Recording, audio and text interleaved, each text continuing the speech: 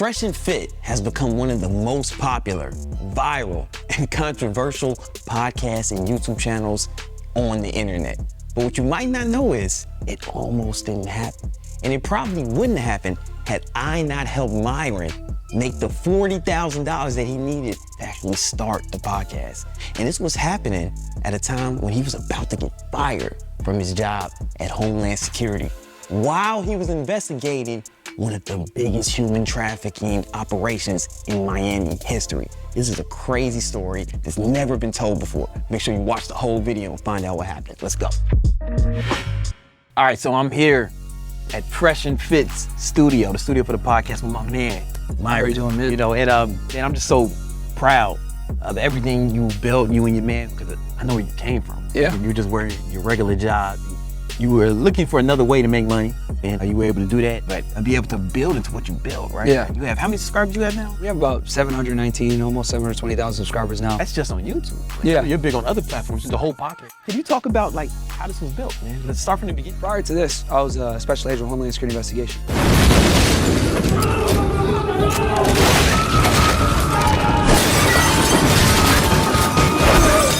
I started my career in Laredo, Texas, and then I came to Miami, Florida. So I started in 2014, spent 4 years there, then came to Miami, Florida, and I started doing cases here. And I met you in February of 2019. Okay. And I remember because in December of 2018, there was some allegations made while I was on the job. I ended up beating everything, got cleared of any misconduct.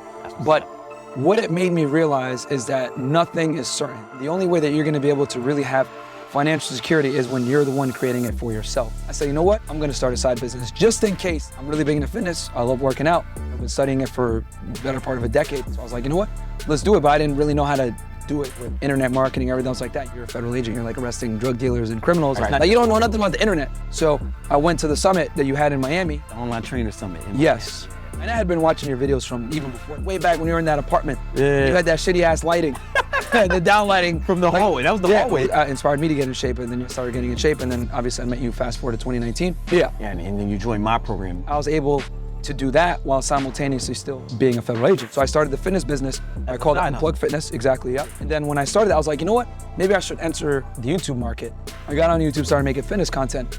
I noticed that fitness wasn't hitting as hard. And I looked at all the other fitness channels I used to watch back in the day, and I noticed they were on more lifestyle, vlogging, and dating. And I was like, I am a womanizer, but no one really knows about it. So I started making content on like male self-improvement and dating, which is like hand in hand. So we started doing content on like, we told guys the reality. Listen, yes, game is important. Yes, having money is important. Yes, being in shape is important. So we put everything together. Yeah. You just need to become the best version of yourself to get the most girls so that you're marketable to all different types of chicks. Because there are some chicks, as you know, that will only deal with you if you have money. There's some girls that only deal with you if you're in shape. There's some girls that only deal with you if you're a smooth operator. Why not have all of it? Met my guy, Fresh Prince CEO. He was really good with using Instagram and leveraging the internet to get girls. And a lot of people don't know Instagram is like the #1 dating app. When you meet Fresh and you think about starting this podcast together, how much money were you making? At this point with my fitness business, I was making $10,000 to $20,000 a month on the side. As a side what you learned in my high ticket trainer. Yeah, I had barely like 1,000 followers on Instagram. The job was very busy. That took most of my time. I haven't even told anybody this.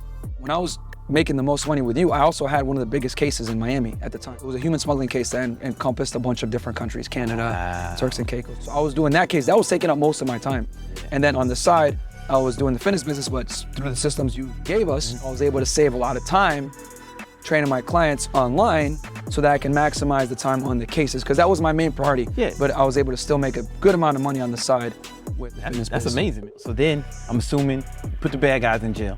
Yeah. What made you decide to start the podcast? All this was happening at the same time. I was saving a lot of time on the fitness business off the stuff that you were teaching us as far as like having everything streamlined. When I was doing that, we were doing the podcast and it started to take off on YouTube. I met Fresh right around the same time, but we started actually doing a podcast later on. Yeah. And then it started to take off and we were doing it through like StreamYard, which is like Zoom calls. Right. So we said, you know what's the next step? And a lot of the money I made from the fitness business, I was able to take and invest into the studio. We dropped about $40,000 into the studio initially. Cause I'm looking around, I see like way more than $40,000.